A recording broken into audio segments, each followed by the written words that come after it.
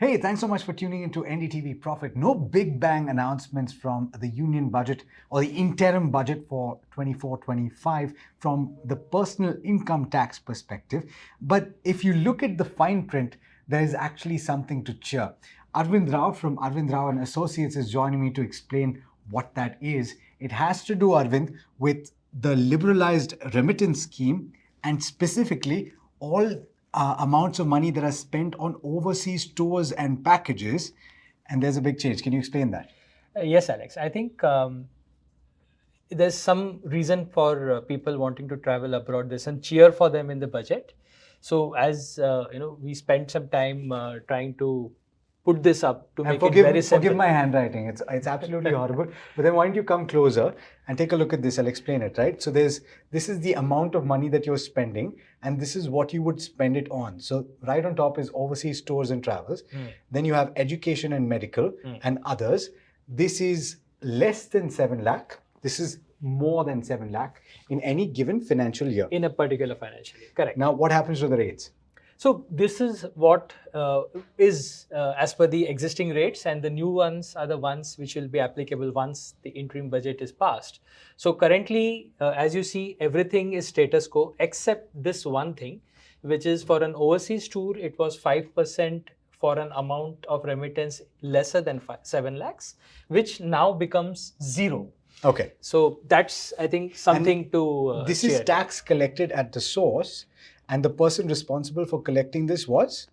The dealer from whom you bought the package. Fantastic. So in the event that you are planning a tour overseas and you're taking a package, you no longer have to have this TCS, or you will no longer have to have this TCS collected of 5% if you're spending less than 7 lakh. So this was the major announcement, but there's also something else, and that has to do with pending dues that you might have had that are very, very old. This is something that the finance minister spoke about in the budget speech. Now, I must point out that it isn't yet in black and white. But Arvind, what does this relate to? It's dues for the period before FY10, that's the financial year ending March 10, and between 11 and 15. What does that have to do with people's dues now?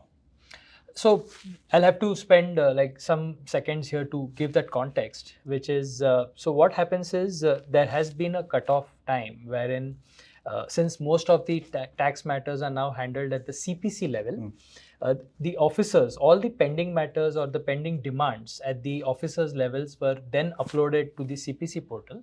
So today, when the returns are getting processed, specifically if you have filed for a refund for a year, and if the CPC sees that there is an old demand that is reflected against your PAN, what they do is, instead of paying this refund out to you, they would adjust this old demand against the refund.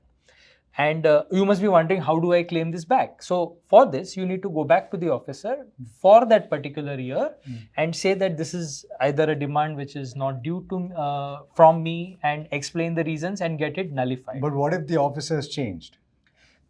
This is the main point. So since so much time has passed between this, that most of the cases you don't find the same officers, one. Number two, the records are also so old that many a times we find it difficult that the officers say we don't have any of these records available with us, because of which there's a lot of inaction around these demands, and CPC is not able to do anything. Sure. Because the demand has arisen at the officer. So now what happens? 25,000 worth of dues before FY10 are wiped clean, and up to 10,000 between FY11 and FY15. 14 are wiped clean.